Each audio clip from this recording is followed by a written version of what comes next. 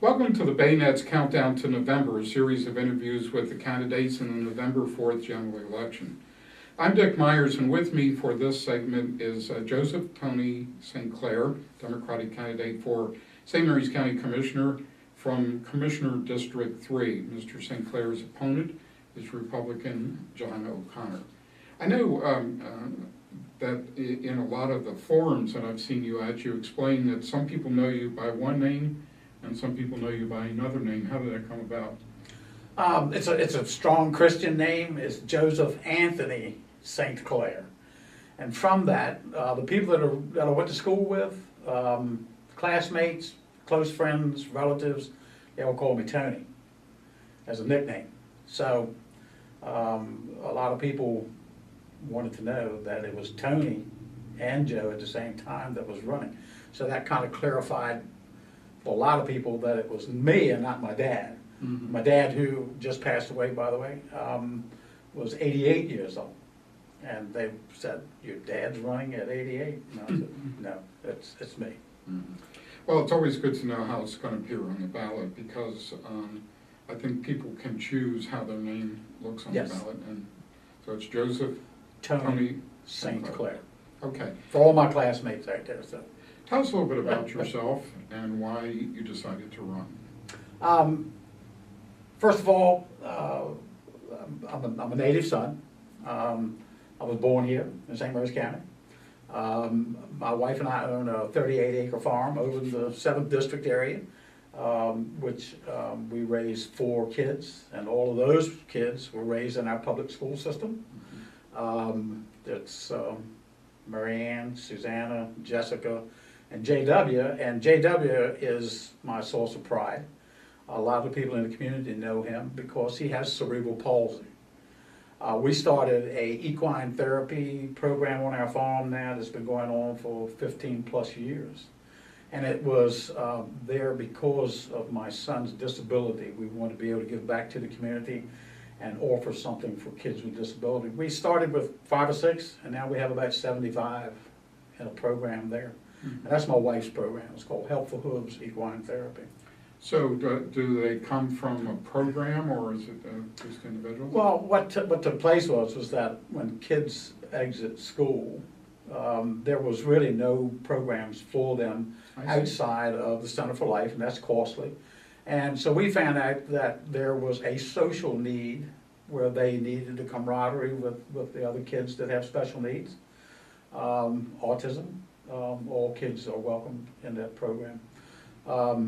So we felt that there was a need, and we fit that need. We do bingo, we do pizza parties, we do haunted houses, we do hay rides, we do vegetable gardening. They can come in and shuck corn. Some kids have never shucked corn, vegetables on the farm, pick your own sort of thing. They get to taste real blueberries off the farm. We find it's a good fit. A lot of people like it, and it's a good camaraderie with all the special needs kids, because all of them know each other. Probably could take the entire 15 minutes talking about this. Yeah, we could.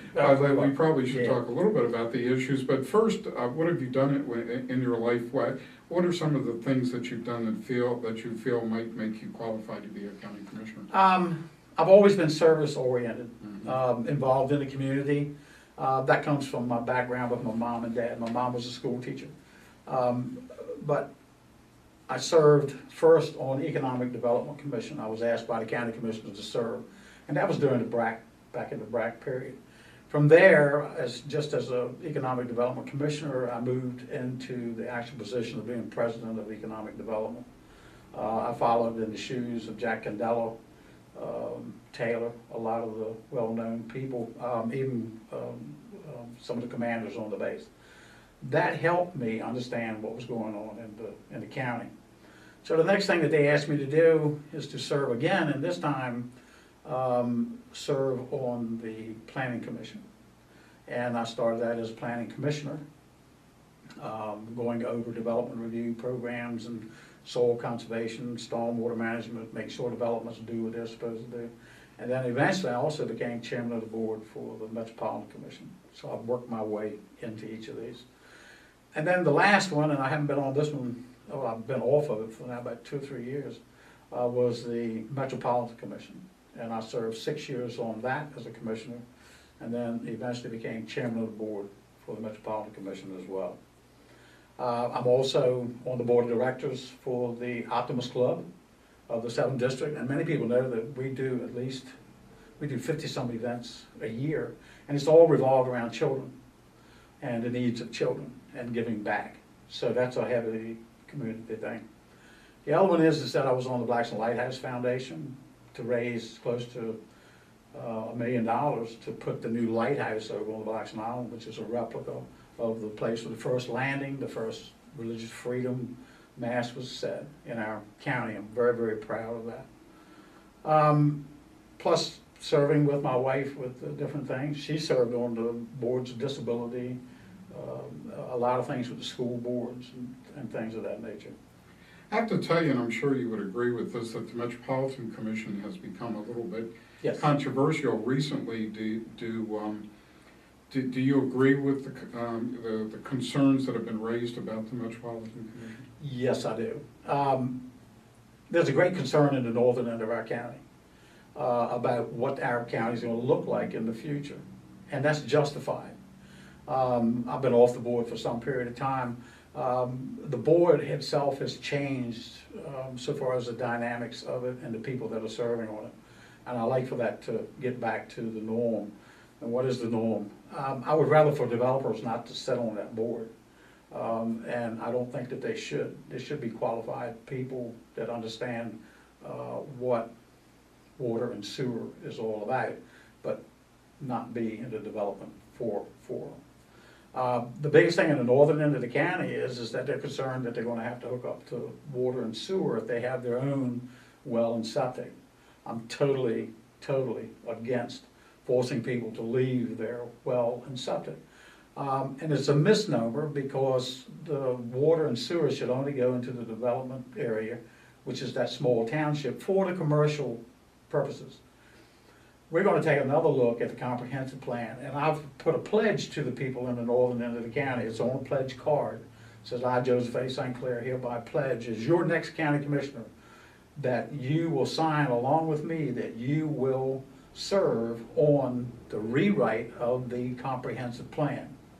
For a lot of our viewers, they may not know what the comprehensive plan is, but that is the Bible. That's what the county's going to look like for some time to come. And when that rewrite comes, I want the people of Golden Beach, Patuxent Knolls, I want the northern end, Charlotte Hall, to serve on that. And there's a lot of them signing up to serve on that when the time comes. Right now, there's a review for Election Park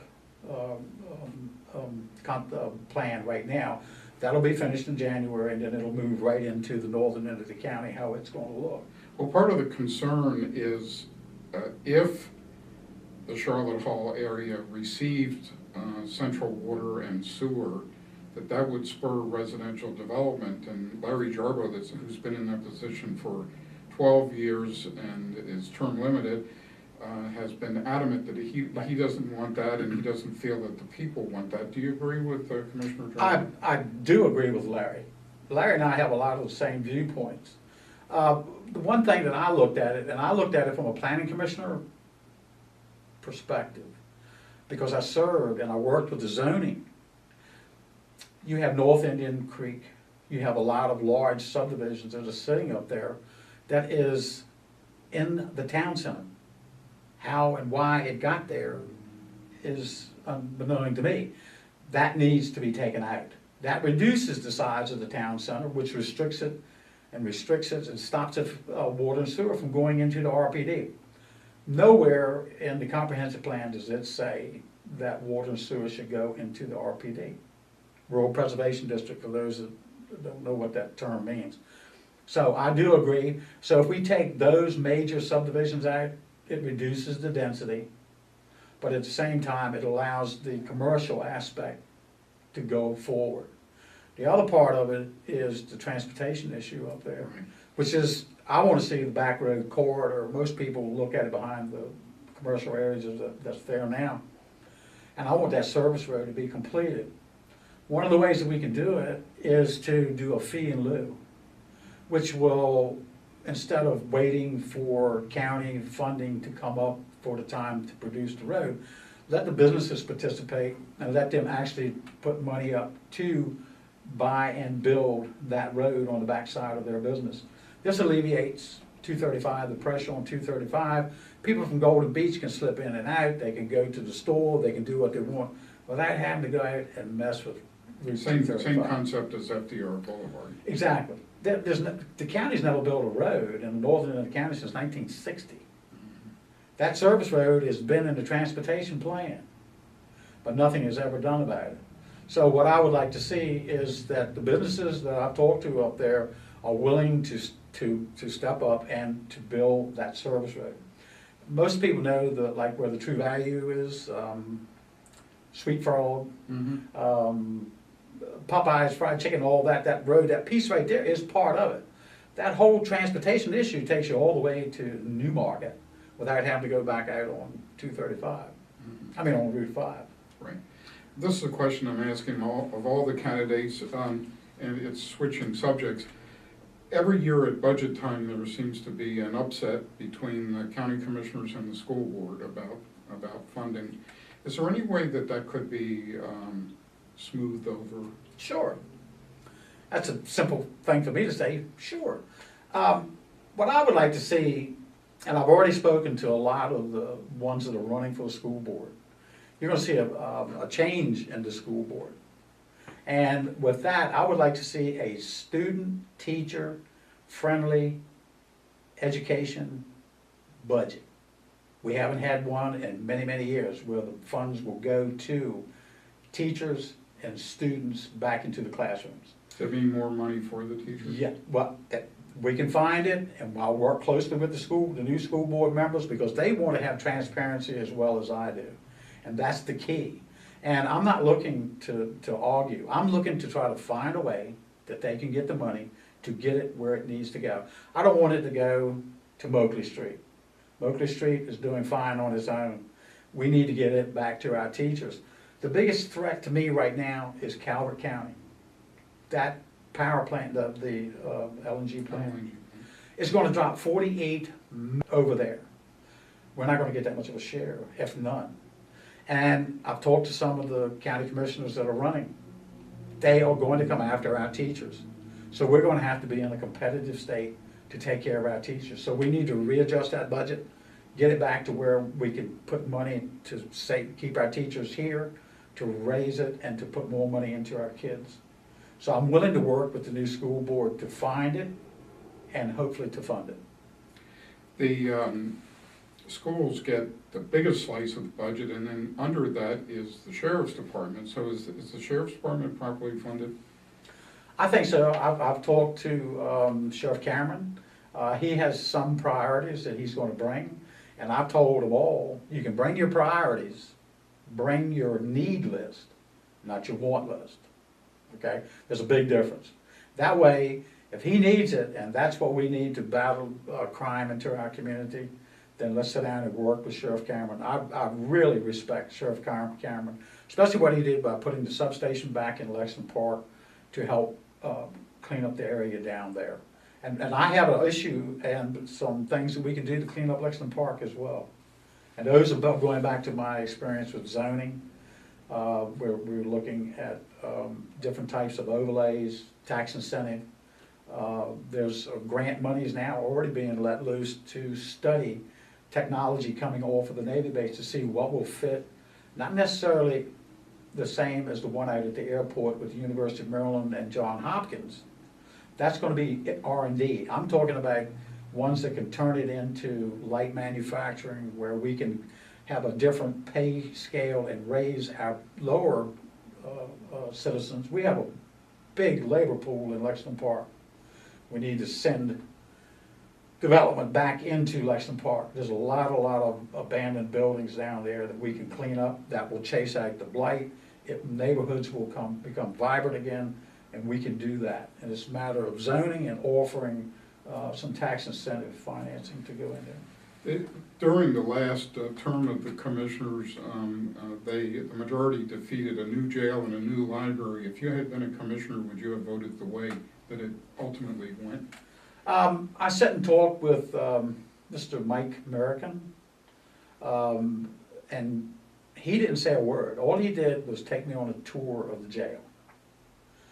And have you been on a tour No. of the jail? Then you should go. Not as a resident or as a visitor. You don't have to say a word. It is the most deplorable. They're doing everything that they can with what they have. They have staff, one on top of the other. You don't have a facility for the ladies. You don't have, you're mixing hardcore, very close to people that are in there for not paying child support. Our deputies are not safe in there. They got heavy armor and everything on, and it's 80 degrees, and they've got fans going. It needs to be looked at again, but the process is going to take another time. You have to do a reassessment. That's going to cost some money to do that, and then you're looking at another 3 to 4 or 5 years before that jail can be built. I would like to see the new jail, and I would like to see it in that particular area. If you look at the blueprint, the long-term blueprint, that's just one part of a complex that's sitting there. A lot of people don't even know the jail's back there. The Optimist Club uses a lot of them for work release. So they come back, they work into the community and that sort of thing. How about the But we're library? doing. The library, I've been trying to get a handle on the library. Remodeling, has the money been let? All the bids out? Is there a way to go back and take a look at it? And that seems to be in flux. I'm getting a lot of emails from people saying, you know, are you in favor of a new library, moving to one where it is now? From what I understand and talking with the current Board of County Commissioners, that's basically a done deal.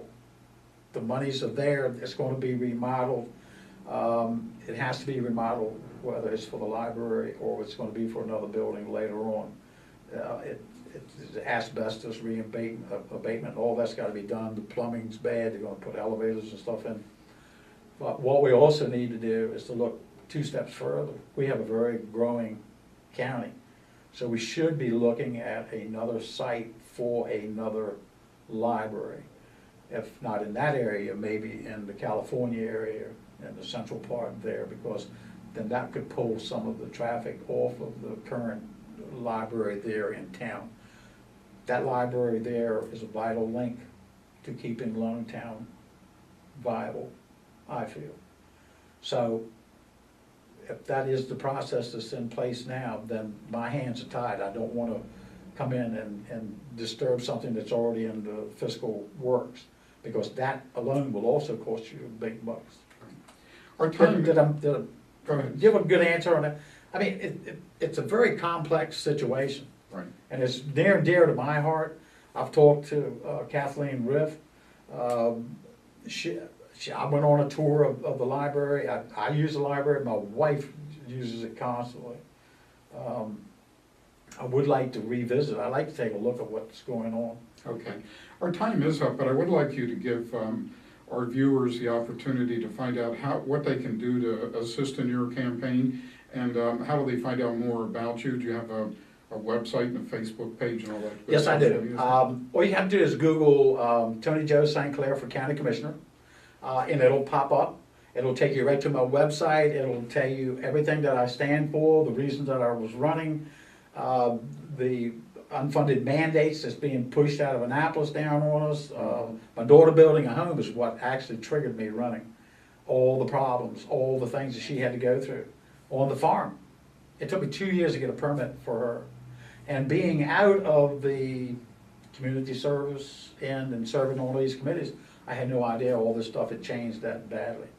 But with my background, I can jump back into it pretty readily and get brought back to speed so I can help my county do a lot of things. Thank you very much. Appreciate it. Thank you. And thank you for joining us today on Countdown.